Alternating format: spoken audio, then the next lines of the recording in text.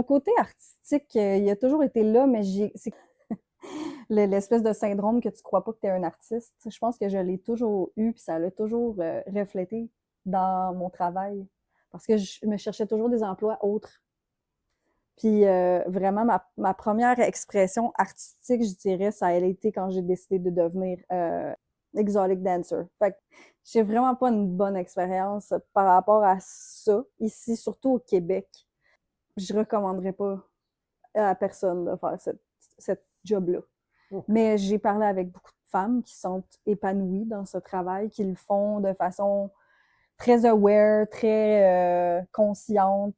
Puis moi, si on m'avait dit je préférais que tu fasses pas ça, je l'aurais fait quand même. Fait que je ne recommanderais pas à personne de faire ce travail au Québec, en tout cas, for sure. Puis après ça, je suis devenue professeure de pole dance. Fait que ça aussi, c'était mieux, beaucoup mieux pour moi. Puis c'est là que j'ai entendu parler qu'en Alberta, c'était beaucoup mieux pour tout ce qui était showgirl. J'étais vraiment en amour avec le pole dance. Puis je voulais performer.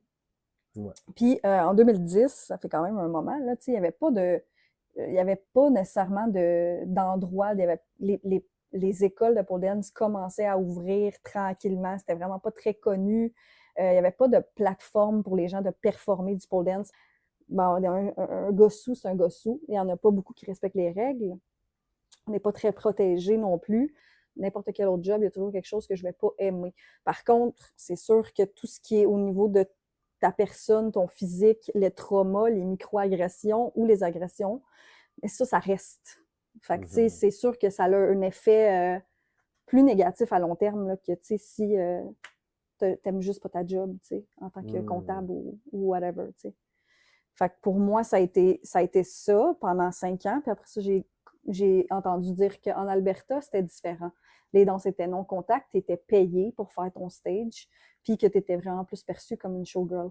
Fait que tu peux faire du feu, tu peux faire du pole, tu peux faire de l'aérien là-bas. Il y a des compétitions, il y a Miss Nude Canada, Miss Nude World, Miss Nude International, everything. Fait que c'est vraiment plus axé sur le spectacle. Fait que j'ai déménagé en Alberta pour poursuivre ce rêve-là. Développer ton expression artistique. Ouais, beaucoup plus, ouais. Beaucoup plus. On va dire ça. Ouais. Et donc, tu as commencé à faire du feu aussi. Oui, ça c'était, ben, ça faisait un moment que j'en faisais déjà, ici et là, mais je performais pas le feu. C'est quelqu'un en Alberta qui a pop my cherry, si tu veux, comme on dit, qui m'a fait faire du feu pour la première fois sur scène. Puis après ça, j'ai juste continué avec ça. Puis après ça, je suis allée en Australie, puis je suis allée aux Fidji, puis là, j'ai performé le feu aux Fidji aussi. Wow! Combien de nations tu as voyagé en faisant la performance de feu, de toutes Où choses? j'ai performé ici au Québec, j'ai performé en Alberta, j'ai performé en Australie puis aux Fidji. C'est très beau. Bon. C'est très beau les Fidji. Est-ce qu'il y a des photos de toi que tu performes les Fidji? Oui.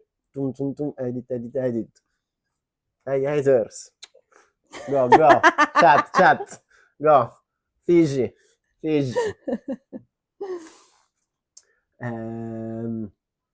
Ok.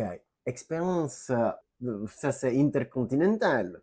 C'est la première fois que j'utilise le terme intercontinental avec un artiste. Après, tu retournes au Québec. Après Fidji, ouais. Après Fidji, ouais. Avec la peau qui a totalement changé de couleur. Ouais. Un peu brûlé. Ouais. Hey, haters. Ouais. Chat. Les commentaires haineux, diffamatoires, ils ne sont pas anonymes.